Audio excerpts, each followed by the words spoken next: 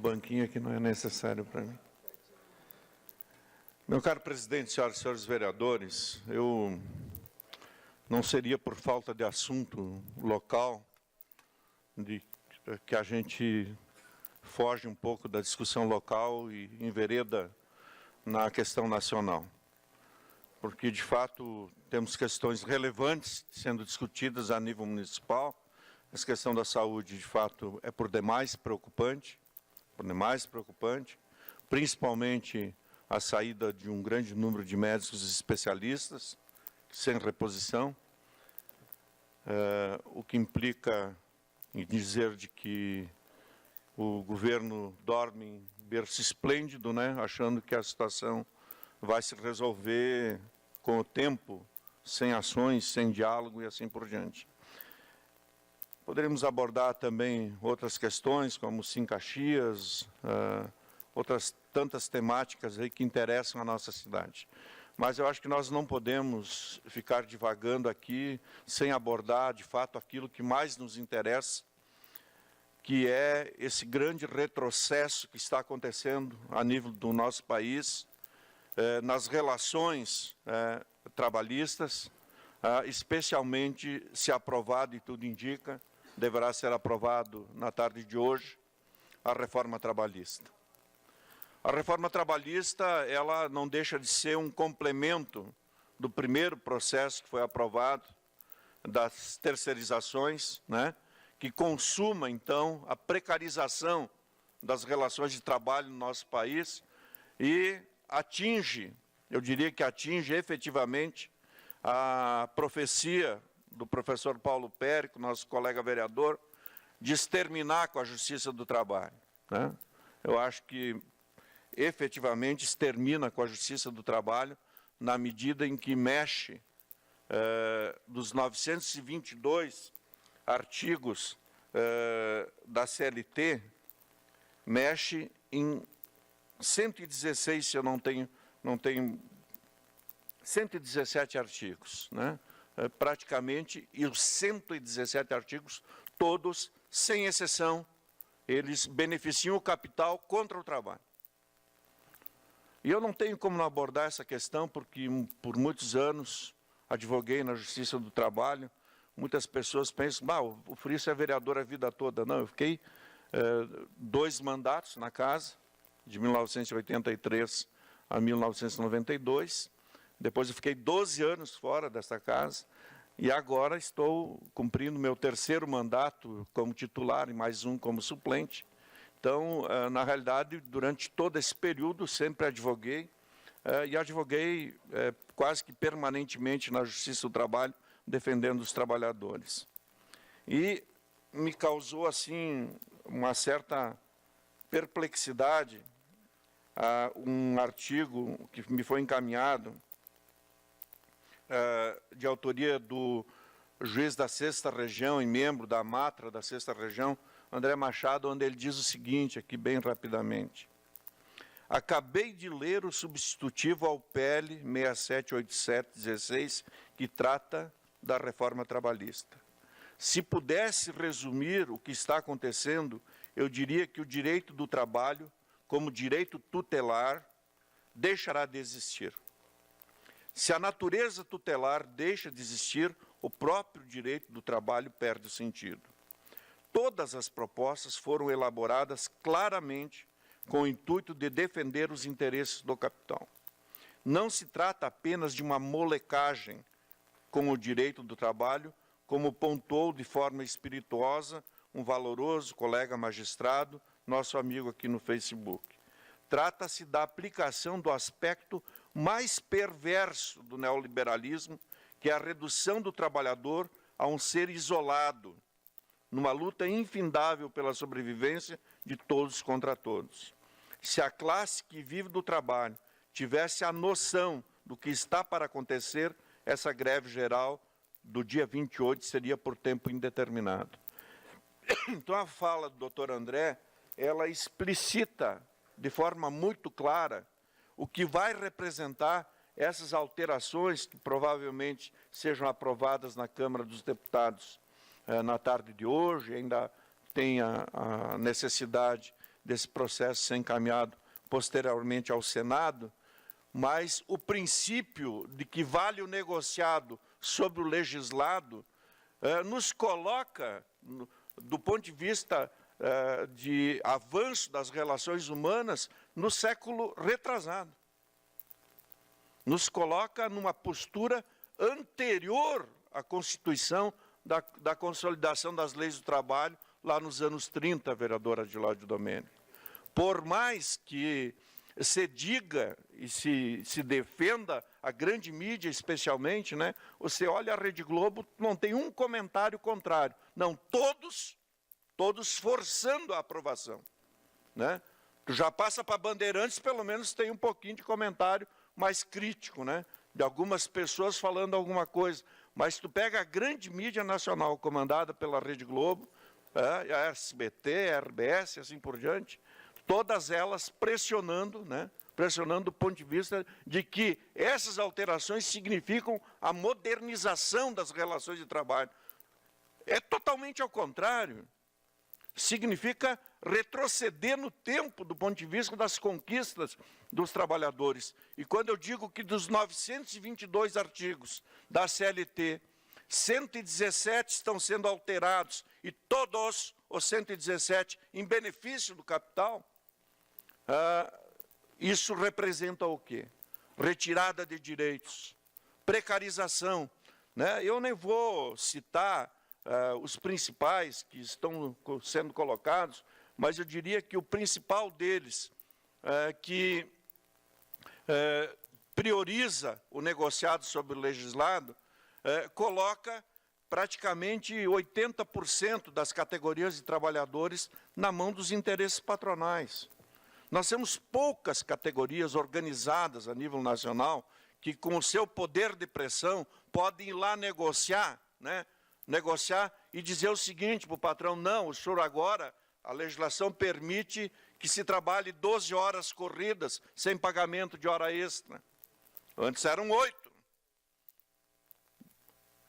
Toda a luta pela jornada de 8 horas é uma luta histórica. Morreram pessoas, morreram mulheres sindicalistas, trabalhadores do mundo inteiro pela conquista da jornada de 8 horas. Não, agora retorna, tá? Se estabelece lá com o direito a férias, o patrão é que vai decidir. Não, tu vai tirar a semana que vem, na outra semana daqui a 3 meses e na outra semana daqui a 8 meses, né? Hoje se tinha um mínimo de 10 dias, né? Agora se divide em 3 vezes, né? A mulher grávida vai ter que ter um atestado para ela não trabalhar em local insalubre, vereadora Denise. Quando li isso, estava me lembrando da senhora aqui, grávida, né? Não, se tem um atestado lá que diz que pode trabalhar num local insalubre, o atestado é que vai garantir que a qualidade daquela criança que está para nascer não vai ser prejudicada. Então, se retoma períodos em que valia tudo do ponto de vista das relações de capital com o trabalho. E todas essas conquistas, elas estão sendo, sem dúvida nenhuma, jogadas por terra. Então, é uma complementação, do processo de terceirização, que já discutimos aqui na casa, que precarizou, sem dúvida nenhuma, todas as relações de contratos entre trabalhadores e empregados, né? Onde agora se estabelece, por exemplo, um critério, vereadora Paula. O trabalhador vai ter, se ele for demitido, durante 18 meses, ele não pode ser contratado como terceirizado. Mas ele não vai ser demitido e contratado como terceirizado. Ele vai ser demitido da empresa A e vai ser contratado no dia seguinte como terceirizado na empresa B.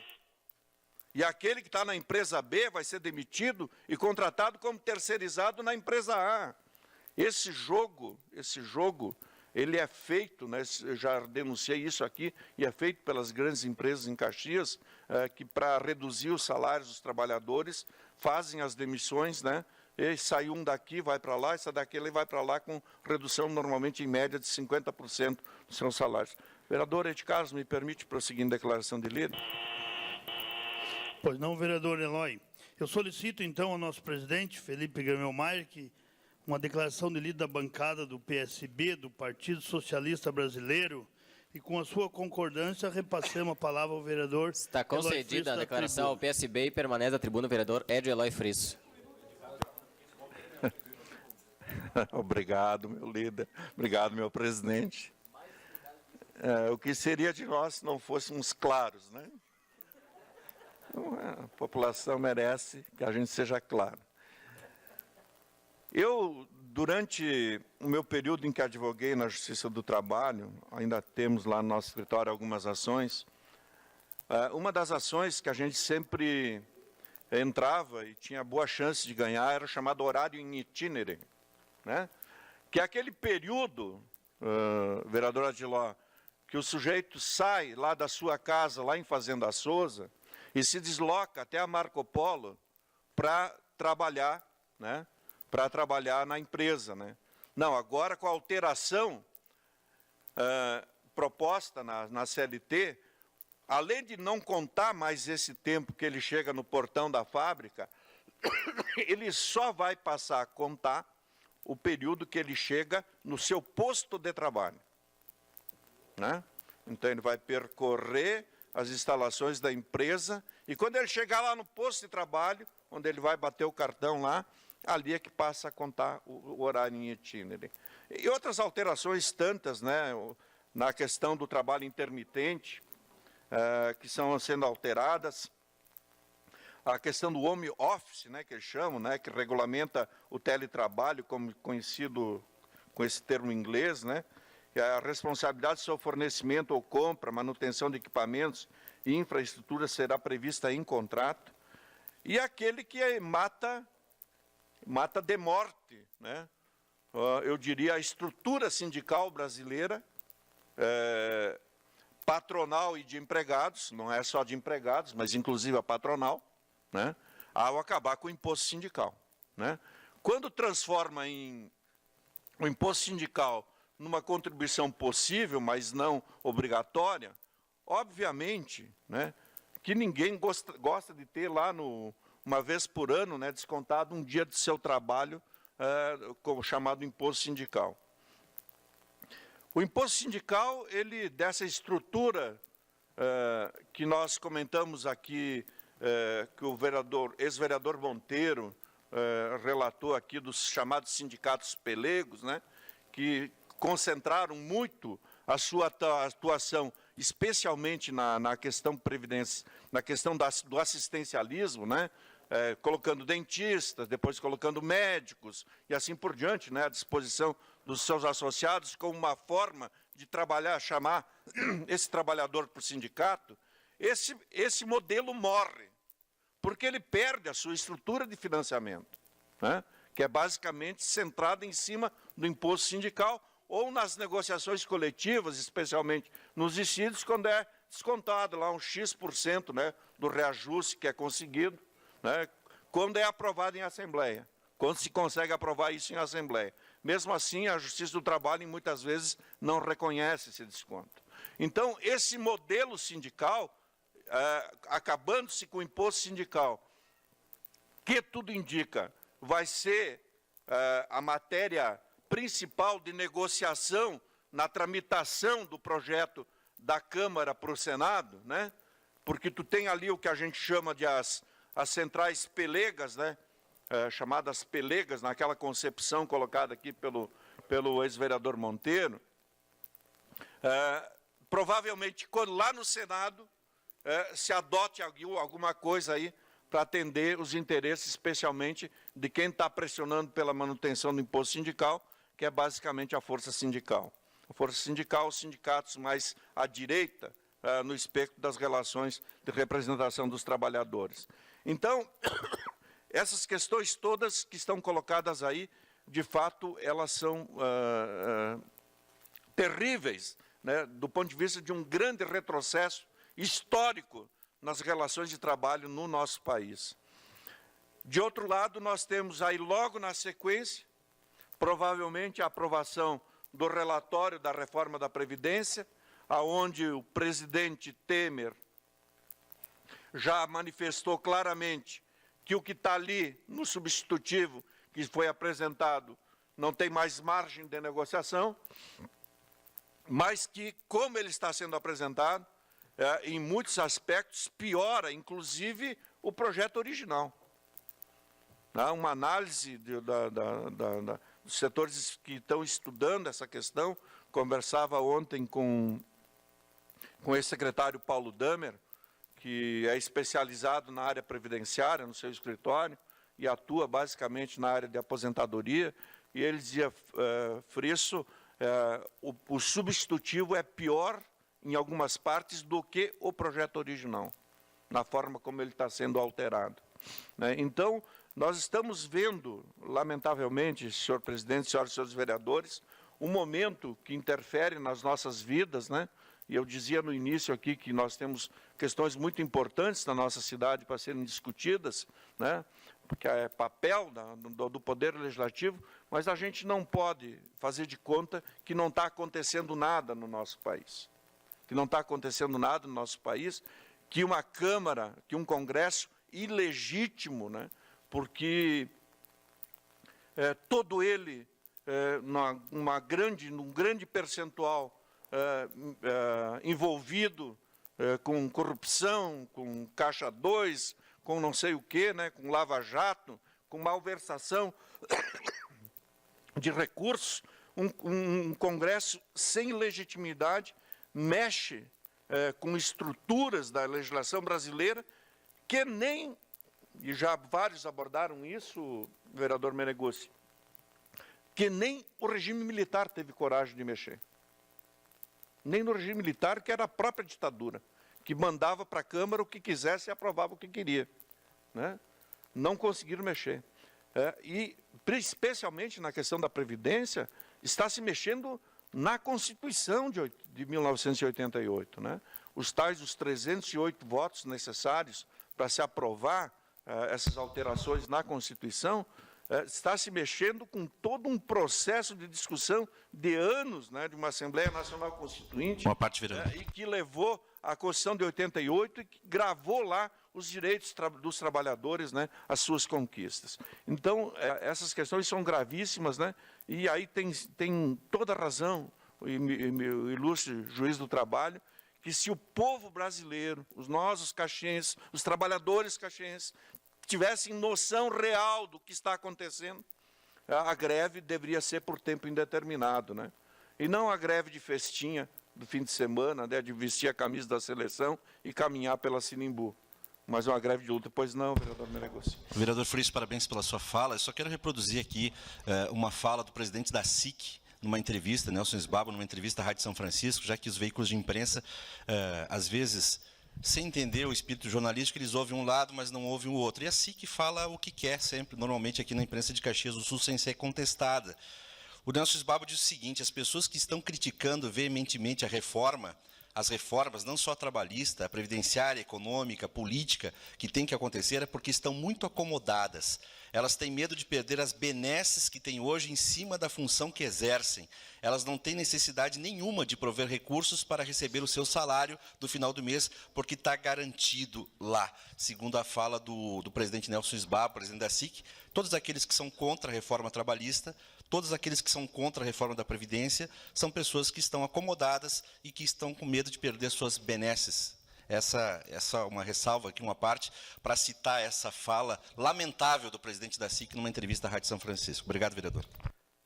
Na realidade, você age corretamente, colocando a posição do principal dirigente patronal da nossa cidade, quando tergiversa, Tergiversa, na realidade, quando diz que está se tirando questões benesses e assim por diante, ao contrário, está se tirando direitos conquistados, com anos e anos de luta, e que quem vai pagar o pato, como na questão da reforma da Previdência, sempre são os que ganham menos.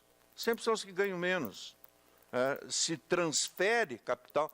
Veja-se o que é o escândalo da decisão do tal do Conselho do CARF, que permitiu que o Banco Itaú deixasse de pagar. O Banco Itaú, o sistema financeiro brasileiro, que é o grande responsável pelo déficit orçamentário do nosso país, onde mais de 40% de tudo que se arrecada é só para pagar juros de banco.